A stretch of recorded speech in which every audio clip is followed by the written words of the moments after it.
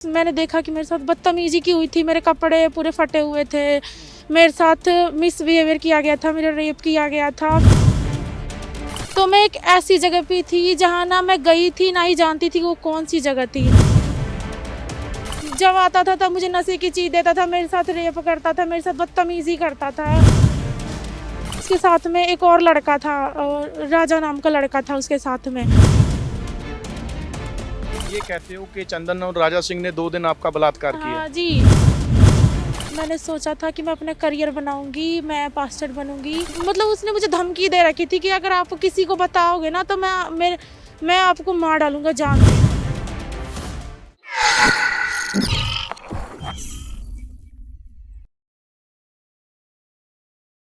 ਪ੍ਰੋਫੈਟ ਬਜਿੰਦਰ ਤੇ ਕਪੂਰਥਲਾ ਸਿਟੀ ਥਾਣੇ 'ਚ ਦਰਜ ਹੋਏ ਇੱਕ ਕੁੜੀ ਨਾਲ ਛੇੜਛਾੜ ਦੇ ਪਰਚੇ ਤੋਂ ਬਾਅਦ ਜੋ ਗੱਲ ਨਿਕਲ ਕੇ ਸਾਹਮਣੇ ਆ ਰਹੀ ਹੈ ਕਿ ਵਿਜੇ ਇਮਾਨੂਅਲ ਤੇ ਉਹਨਾਂ ਦਾ ਬੇਟਾ ਚੰਦਨ ਸੋਨੀ ਜਿਹੜੇ ਨੇ ਇੱਕ ਪੂਰਾ ਪ੍ਰੋਪੇਗੈਂਡਾ ਕਰ ਰਹੇ ਨੇ ਉਹਨਾਂ ਨੂੰ ਬਦਨਾਮ ਕਰਨ ਲਈ ਤੇ ਉਸ ਪੀੜਤ ਲੜਕੀ ਦਾ ਪਤੀ ਹੈ ਜਿਹੜਾ ਰਾਜਾ ਸਿੰਘ ਉਹ ਵੀ ਉਹਨਾਂ ਦੇ ਨਾਲ ਸ਼ਾਮਲ ਹੈ। ਸਾਡੇ ਨਾਲ ਇਸ ਟਾਈਮ ਇੱਕ ਲੜਕੀ ਮੌਜੂਦ ਹੈ ਜਿਹਦਾ ਇਹ ਕਹਿਣਾ ਹੈ ਕਿ ਚੰਦਨ ਸੋਨੀ ਅਤੇ ਰਾਜਾ ਸਿੰਘ ਨੇ मेरी दुर्गति की है, मेरा बहुत बुरी तरह शारीरिक शोषण किया है। वो गलबात की है, वो सारी गल करांगे। आप कहाँ की रहने वाली हैं, आपकी उम्र कितनी है? मैं बिहार की हूँ, मेरी उम्र 18 साल के हो आप। कैसे आपको ये राजा सिंह और ये आगे जो चंदन है इनके बारे में पता चला था? मैं बिहार की हूँ। मैंने सोचा था कि मैं अपना करियर बनाऊंगी, मैं पास्टर बनूंगी। तो इसलिए मैंने यूट्यूब पे सर्च किया कि कहाँ से सर्टिफिकेट मुझे मिल सकता है।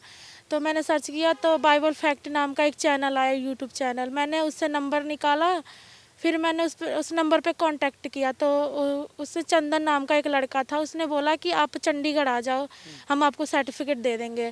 तो फिर मैं चंडीगढ़ आई। मैंने बोला कि भाई मैं चंडीगढ़ आ गई हूँ तो मुझे सर्टिफिकेट मिल सकता है? तो उन्होंने कहा हाँ जी आप आ जाओ। तो मैं गई, उसने बुलाया मुझे। फिर मैं जब वहाँ पे गई तो उसने मतलब मेरे को वीडियोस दिखाई कि हाँ भाई देखो मैं सर्टिफिकेट देता हूँ तो मैं आपको भी दूंगा। फिर मैं उसके पास 2-3 मिनट तक बैठी थी, फिर उसने कोल्ड ड्रिंक मंगाई। उसने कहा कि पी लो, तो मैंने कहा ठीक है मैंने पी लिया। उसके 10 मिनट बाद मुझे ऐसा लगने लगा, चक्कर से आने लगे। मैं अपना होश खो चुकी थी कि मैं भाई कहाँ पे हूँ। मुझे चक्कर से आने लगे, फिर मैं बेहोश हो गई। फिर जब मुझे होश आई तो मैं एक ऐसी जगह पे थी जहाँ ना मैं गई थी ना ही जानती थी वो कौन सी जगह थी। अनजान जगह थी आपके लिए? अनजान जगह, एकदम अनजान, मैं अकेली उस रूम में। फिर वो आया, मैं एकदम मेरा सर घूम रहा था। उसने मुझे नशीली चीज दे रखी थी कोल्ड ड्रिंक्स में मिला के। आपको ये पता था आप पंजाब में हो, मोहाली में हो, चंडीगढ़ में हो, कहाँ पे हो? आई डोंट नो कि मैं कहाँ पे हूँ। ठीक है। फिर उसने मेरे से मतलब वो आया, मैंने देखा कि मेरे साथ बदतमीजी की हुई थी, मेरे कपड़े पूरे फटे हुए थे, मेरे साथ मिसबिहेवियर किया गया था, मेरा रेप किया गया था। फिर वो आया, उसके साथ में एक और लड़का था, राजा नाम का लड़का था उसके साथ में। तो वो कहता मैं मतलब अभी तो उसी ड्रग्स के जो था वो मुझे पिला रखा था उसने। उससे मेरा सर पूरा भारी भारी हुआ पड़ा था। अभी आप कह लो भी उस नशे की हालत में थे हाँ, आप? मैं नशे की हालत में पूरी तरह से थी। फिर भी वो आया, फिर भी उसने मुझे नशे की चीज़ दी। फिर मुझे 2 दिन तक रखा उसने उसमें। जब आता था तब मुझे नशे की चीज़ देता था, मेरे साथ रेप करता था, मेरे साथ बदतमीजी करता था। फिर मतलब उसने मुझे धमकी दे रखी थी कि अगर आप किसी को बताओगे ना तो मैं आपको मार डालूंगा जान से। ये शब्द आपसे किसने बोले थे? चंदन ने। वो कहता कि अगर आपने किसी को बता दिया ना तो मैं आपको जान से ही मार डालूंगा। मैं इतना डर गई थी कि मैं अपनी आंटी को भी बता नहीं पा रही थी कि आंटी मेरे साथ ऐसा ऐसा हुआ है। फिर आंटी ने मुझसे मतलब मैं टूट सी गई थी एकदम। फिर आंटी ने मुझसे पूछा कि बेटे क्या हुआ। मैंने फिर डरते डरते आंटी को बताया कि आंटी ऐसा ऐसा मेरे साथ हुआ है। मतलब आप ये कहते हो कि चंदन और राजा सिंह ने 2 दिन आपका बलात्कार किया? हाँ जी। पुलिस के पास गए आप? जी, लेकिन पुलिस ने कोई एक्शन ही नहीं लिया। मैंने एफआईआर भी दर्ज करवाई, नो कोई कुछ सुनवाई नहीं है इस पे। मैं अनजान शहर में एक लड़की आई पड़ी हूँ, किसी को कोई फर्क ही नहीं पड़ता कि हाँ लड़की ने कोर्ट केस मतलब किया है। इनको तो कुछ देखना चाहिए कि हाँ एक लड़की आई है, अनजान शहर से आई है, इस पे सुनवाई होनी चाहिए। किसी को कोई फर्क नहीं पड़ता। ये प्रोफेट बजिंदर मिनिस्ट्री के बारे में आपको कैसे पता चला? इनका आप कैसे पहुंचे इनके पास? देखिए मुझे पता चला कि आंटी से मैंने मतलब आंटी ने बोला कि कॉन्फ्रेंस हो रही है, तो भाई हमने सोचा कि हमें भी मतलब कोई ऐसी लड़की नहीं होगी जिसका ऐसा गंदे तरीके से रेप हो और वो इंसाफ ना चाहे, कोई नहीं होगी ऐसा। मैंने तो बोला कि आंटी ने कहा कि चलो भाई चलते हैं, फिर हम यहाँ पे आए तो हमने इनको बताया राजा कांटेक्ट। सिंह की वाइफ के साथ जो हुआ या प्रोफेट बरजिंदर पे जो एफआईआर दर्ज हुई है, इस कहानी को आप जानती हैं सारी कि राजे की वाइफ है, उसने दोष जो लगाए हैं? जी नहीं।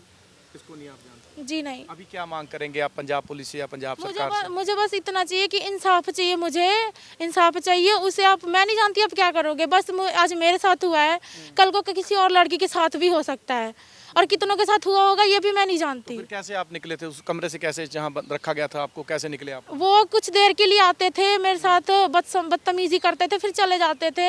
मैं काफ़ी मतलब लड़ झगड़ के वहाँ से ऐसे निकली थी कि कुछ मतलब कहने की हालत में नहीं थी, पूरे कपड़े फटे हुए ऐसे मैं निकल के आई, ज़बरदस्ती वहाँ से भाग के आई थी मैं मतलब मैं ऐसी हो गई थी ना कि माँ बाप से भी कहने मुझे शर्म आ रही थी, क्योंकि मैं खुद पे आई थी कि हाँ मुझे चर्चा चलाना है, मुझे खुद की मिनिस्ट्री ओपन करनी है, इसलिए मैं खुद के दम पे आई थी कि मुझे करना है भाई।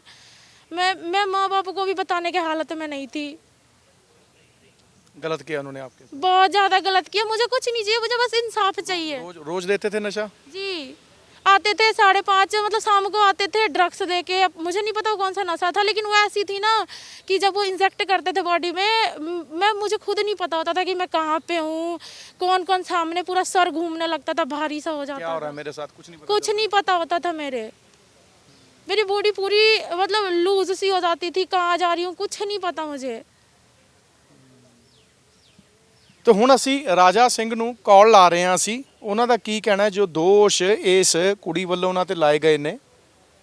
ਕਾਲ ਅਸੀਂ ਮਿਲਾਤੀ ਹੈ, ਜੋ ਸਾਡੇ ਕੋਲ ਰਾਜਾ ਸਿੰਘ ਦਾ ਨੰਬਰ ਮੌਜੂਦ ਹੈਗਾ, ਰਿੰਗ ਇਸ ਤੇ ਜਾਂਦੀ ਹੈ, ਫੋਨ ਚੱਕਿਆ ਜਾਂਦਾ ਨਹੀਂ ਚੱਕਿਆ ਜਾਂਦਾ, ਗੱਲਬਾਤ ਆਪਾਂ ਕਰਾਂਗੇ। ਜੋ ਨੰਬਰ ਸਾਨੂੰ ਮੌਜੂਦ ਹੈਗਾ ਰਾਜਾ ਸਿੰਘ ਦਾ, ਜਿਨ੍ਹਾਂ ਤੇ ਦੋਸ਼ ਨੇ ਇਸ ਕੁੜੀ ਵੱਲੋਂ ਨਾਲ ਚੰਦਨ ਸੋਨੀ ਦੇ ਮਿਲ ਕੇ ਬਲਾਤਕਾਰ ਦੇ ਜਿਹੜੇ ਦੋਸ਼ ਲਾਏ ਗਏ ਨੇ। ਫੋਨ ਰਿਸੀਵ ਹੁੰਦਾ ਜਾਂ ਨਹੀਂ ਹੁੰਦਾ, ਘੰਟੀ ਜਾ ਰਹੀ ਹੈ ਫੋਨ ਦੀ।